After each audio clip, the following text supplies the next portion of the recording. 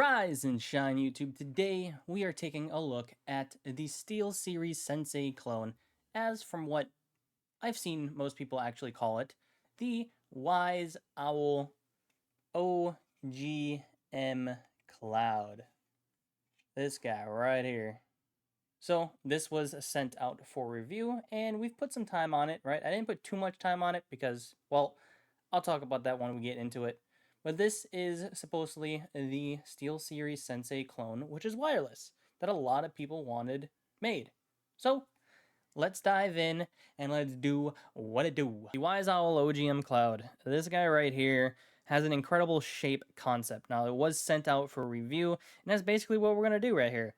I have 16 by 9 hands, and I will place my hand literally right next to it and just show you how, like, just you can see the overall shape of it being large for my hand size, just my hand being right next to it, right?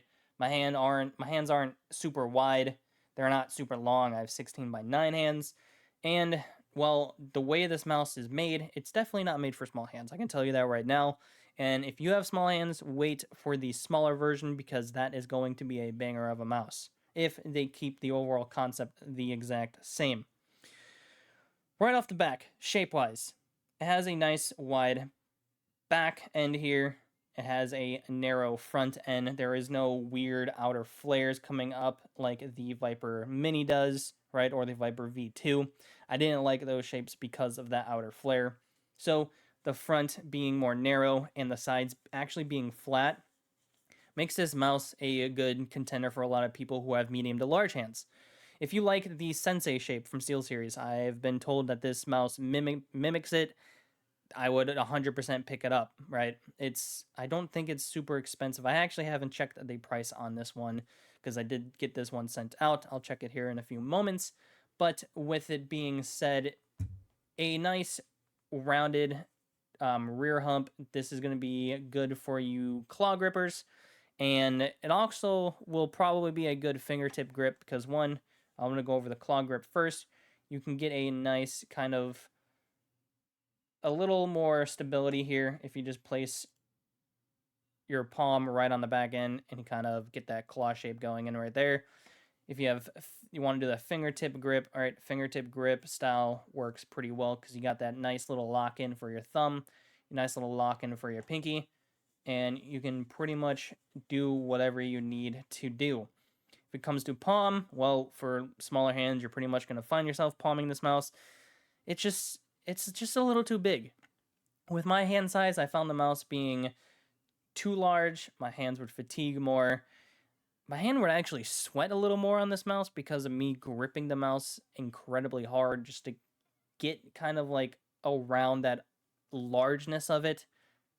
But it is what it is, right? You can't really do too much with smaller hands. You're kind of limited to the kind of grip and the kind of mice that you can really perform at your best, and just being a comfortable mouse, even that alone, right? When you have smaller hands, it's just not the greatest thing for my hand size.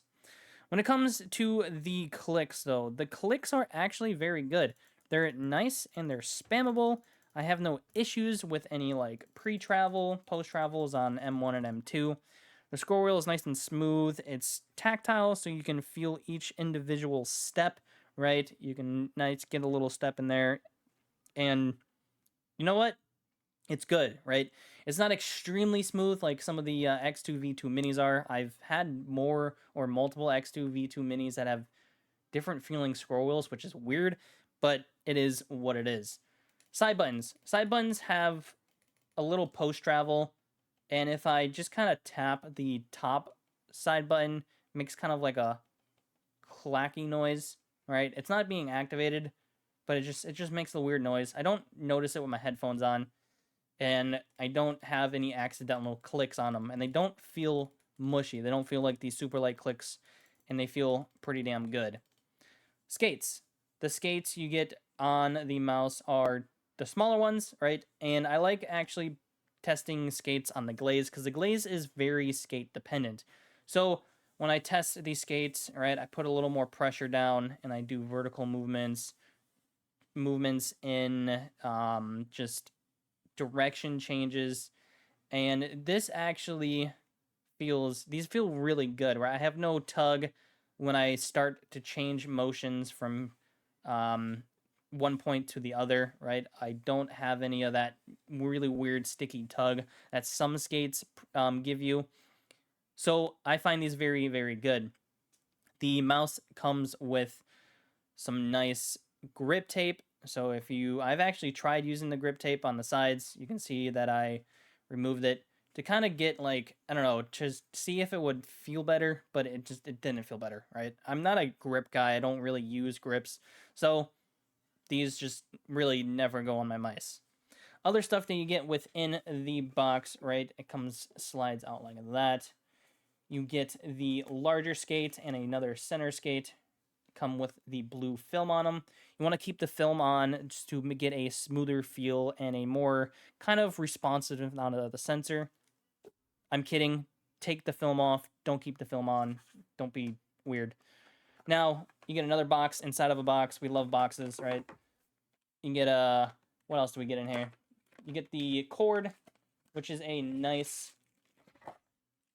actually a nice kind of flexible paracord.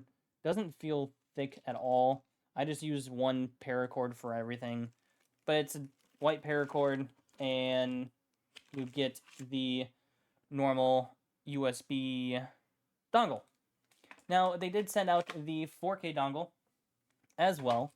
So this guy right here, it's actually pretty nice, right? It is a minimal kind of design. It isn't like something like the WL mouse dongle, but it has a nice little underglow for it, which looks pretty cool on the desk.